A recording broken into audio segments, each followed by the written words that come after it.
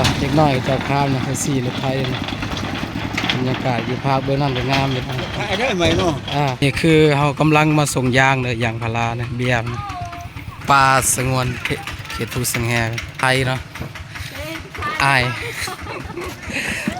อ้นมอีเต้นมันนะนี่คือเจ้าของที่ย่างเพิ่นสั่งว่ากำลังขนส่งนะเพราะว่ารถใหญ่มันเข้าบ่ได้พี่น้องเส้นทางนั้นเข้าบ้านเขาเนี่ยบ่สามารถไปได้นะเพราะเส้นทางมันจะเป็นครัว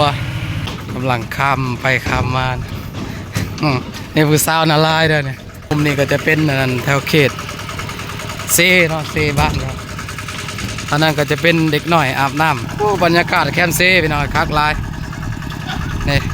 บรรยากาศกำลังดีนี่คือหัวหน้าขายนะครับนี่ตอนนี้จะเป็นภาคหนึ่งในบ้านครับพอรถใหญ่ไปบ่ได้นอนนี่คือเขาเจ้ากับซิมาค้าขายนอนหลายคนแถวเมืองเนี่ยมาขายเครื่องกันนี่คือภาคมุงซูเขตนอกมันหายังบ่ได้พี่น้องค้าขายยังปลูกผักกับบริขายเจ้าสิปลูกอันนั้นเฮ็ดเกษตรเนี่ยแห้งแล้วเลยมันบ่ได้เนาะเพราะว่าปลูกได้แต่ว่าเฮ็ดบ่ได้นี่อาศัยขายนั่นพวกไม้ติ้วไม้ยังนี่แหละ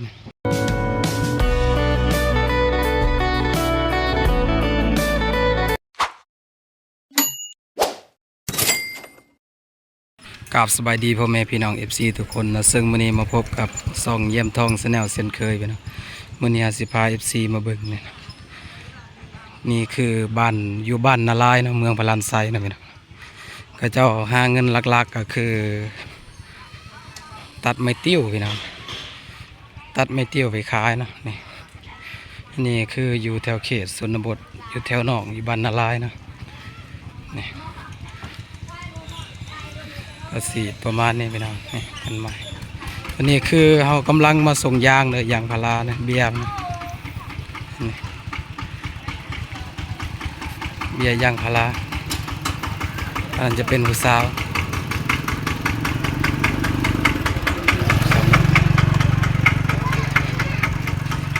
อันนี้จะเป็นป้า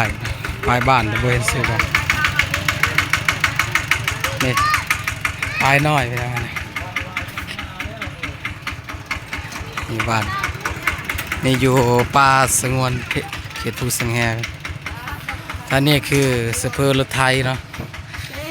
ไอ้น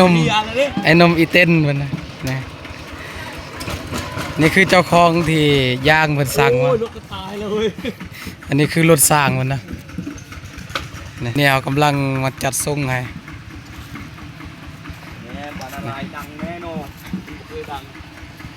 ตอนนี้เอากำลังขนส่งนะเพราะว่ารถใหญ่มันเข้าบ่ได้พี่น้องเส้นทางนั้นเข้าบ้านเขาเนี่ยบ่สามารถไปได้นะ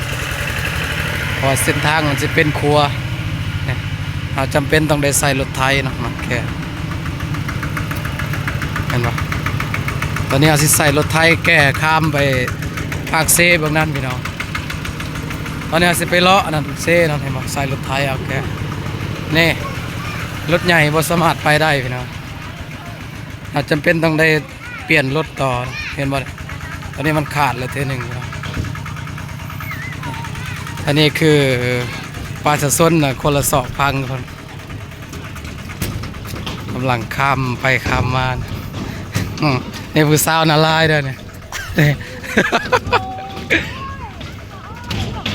เห็นบ่พี่น้องเอาสิให้เบิ่งกันนั้นวิธีเขาข้ามครัวมาเนาะรถใหญ่ครับไปบ่ได้เด้นี่คือบรรยากาศอยู่แคมป์เซ่นะพี่น้องเห็นบ่บรรยากาศแคมป์เซ่ตอนนี้ใส่เบิ้งเห็นป่ะอาจจะใส่รถไทยเอานะแกมารถใหญ่ไปบ่ได้นะใส่ตัวนี้ใส่รถไทยเอา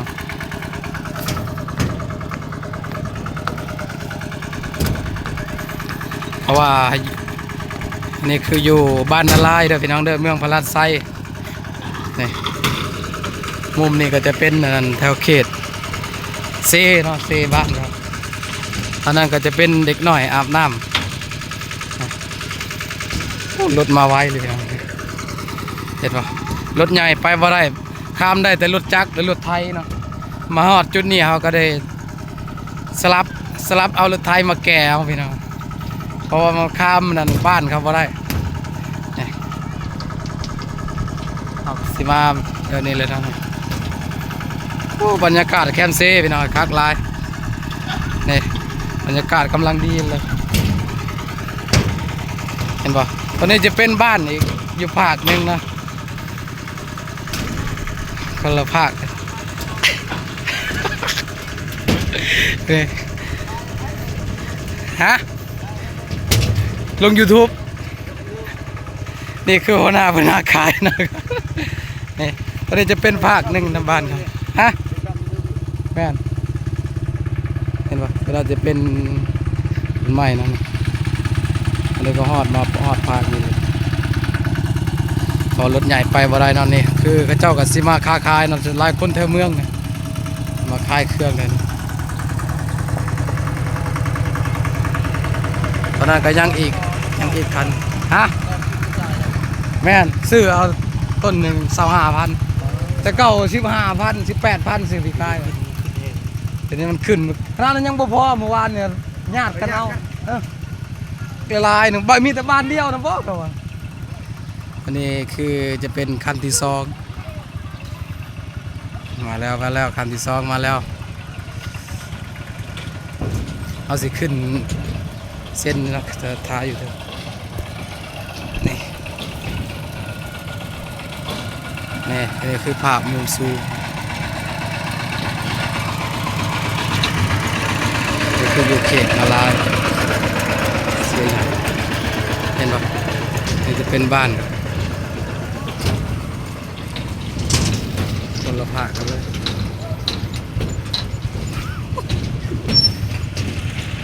นี่คืออยู่แคมป์เซ่เนาะกับเจ้ากับสิปลูกนี่คือสวนนี่จะเป็นสวนนะสวนแบบแถวบ้านเนาะใช้สมัยตะกี้แต่ว่าอยู่บ้านเรามันบ่มีแล้วเนาะเขาบริเฮ็ดสวนเนี่ยอันนี้จะเป็นสวนแคมป์เซ่พี่น้องทางนั้นจะเป็นเด็กหน่อยเขาลงมาลินน้ำนี่โอ้ขีดเด่นภาพตะกี้เลยนะในบ้านเพราะว่าทางนี้จะเป็นบ้านเดียวกันเนาะเดี๋ยวสิไปทายนั่นอาสิข้ามนะเพราะว่าง่ายว่าข้ามคนละภาคเลยตอนนี้อยู่ภาคกับภาควันตอนนี้จะเป็นเทือนประชาชนเขาอยู่เรียบทางนี้อาชีพเขาก็คือเขาเจ้าส่วนร้ายเขาตัดไม้ติ้วไปเนาะเขาตัดหมดไม้ติ้วแล้วก็ขายเป็นลาเนาะแต่ว่าอยู่เขตนอกมันหายังบ่ได้พี่น้องขาขายยังปลูกผักบริขายเจ้าสิปลูกอันนั้นเฮ็ดเกษตรเนี่ยแห้งแล้วเลยมันบ่ได้เนาะเพราะว่าปลูกได้แต่ว่าเฮ็ดบ่ได้นี่อาศัยขายนั่นพวกไม้ติ้วไม้ยังนี่แหละเจ้าสิเฮ็ดไม้ติ้วแบบนี้เป็นเฮ็ดเป็นลาเนาะลาหนึ่งก็บ่แพงฉะนั้นจะเป็นห้องการนี่ไม่เป็นลาเลยอยู่แคมป์เซ่เห็นบ่ตัวนี้จะเป็นเรือนประชาชนนะก็จะประมาณนี้เนาะภาคนี่เบื้องสายไฟก่อนข้ามไปข้ามมาเลยจะเป็นโคอูที่กระเจ้ามานะมาสนับสนุนนี่นะเรือนกระเจ้าสร้างมานี่จะเป็นอีกบ้าน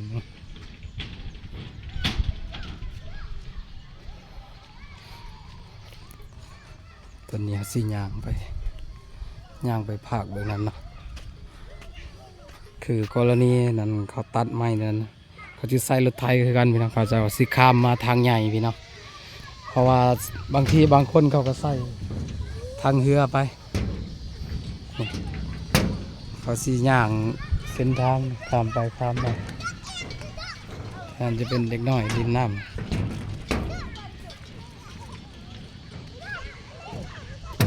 โอ้บรรยากาศแคมป์ซีพี่น้องคักหลายทางนั้นก็จะเป็นท่าทีก็เจ้าอาบน้ำนะ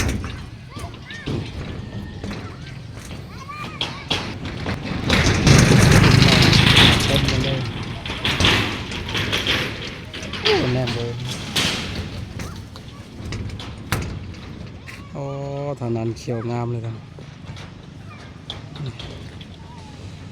อยู่มุมสูง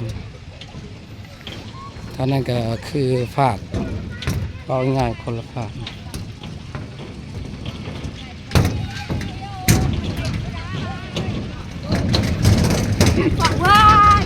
คือจะเป็นตรงลีกกันนะพอรถไทยสีมาแล้วมันไปบ่ได้จะแบ่งกันไปกันมาเลยแหละพี่น้องถ้าเห็นรถผู้หนึ่งสีข้ามมาทางนั้นก็ต้องหยุดนะถ้าทางนี้สีข้ามมาทางนั้นก็ต้องหยุดทางนั้นสีข้ามมาทางนี้ก็ต้องหยุดนี่จะเป็นรถไทยนะพระเจ้า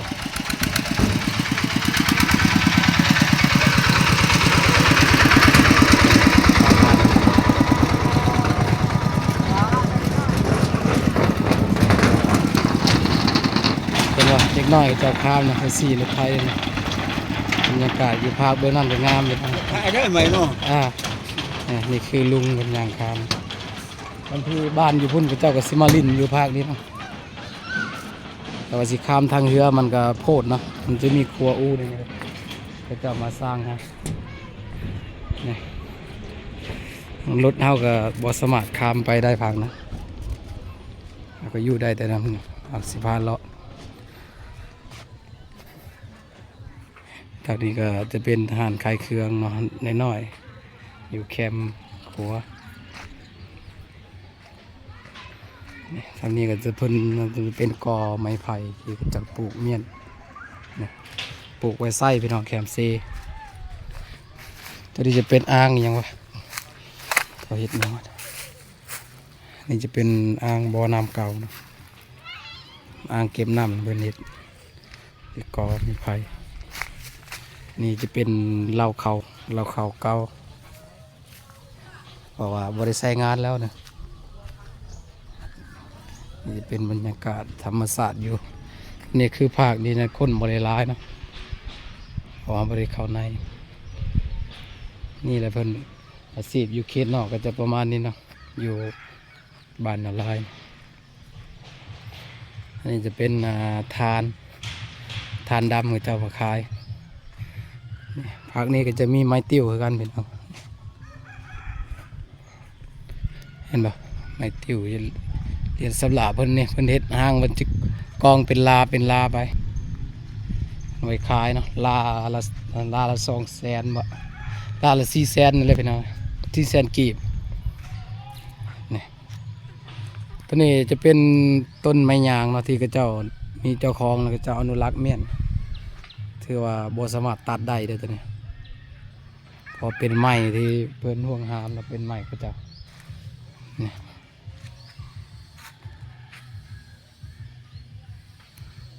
เห็นปะเป็นจะเนี่ยเดี๋ยวสิไปถ่ายนั่นครัวโอครั้งนี้ไปนะสิถ่ายมุมเนี่ยเห็นปะนี่เป็นกอไม้ติวเท่านั้นที่ก็จอดตัดมันคาย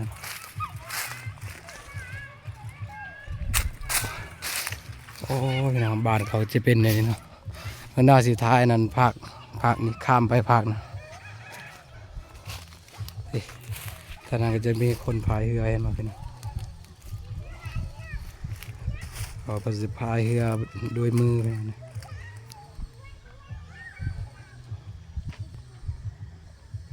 นี่ตอนนี้ก็จะเป็นสวนที่เขาจะปลูกเห็นปะเป็นสวนสายลายเลยพอแมนมาเลย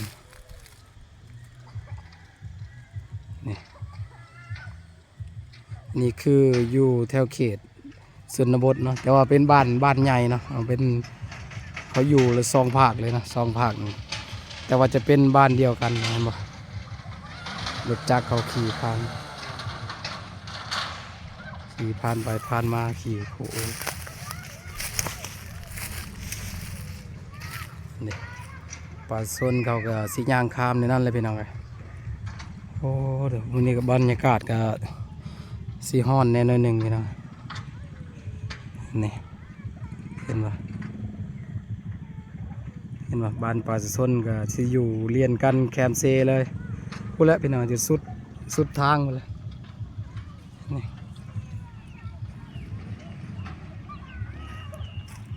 ตอนนี้ก็สีย่างกลับคืนนะ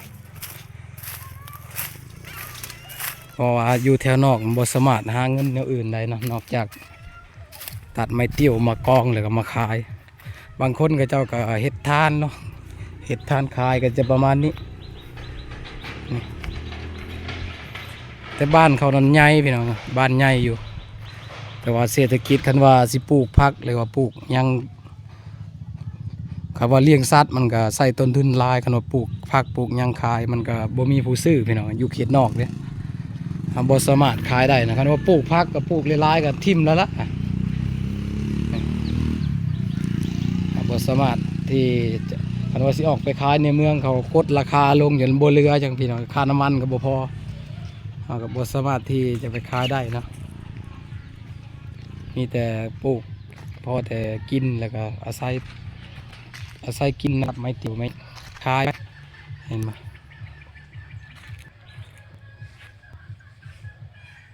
นี่ซึ่งคลิปนี้ก็จบเพียงสำนี้พี่น้องฝากกดไลค์กดแชร์ให้ด้วยพี่น้องเพื่อเป็นกำลังใจให้เราเฮ็ดคลิปต่อไปเนาะเพราะว่าเราก็สิเดินทางไปต่อพี่น้องเพราะว่าให้ใครเขาอันนั้นคนย่างเขาหมดเลยก็เราก็สิเมื่อพี่น้องขอขอบใจ FC หลายๆเนาะทุกคู่ทุกคนบ่ว่าจะอยู่ภายในหรือต่างประเทศเนาะ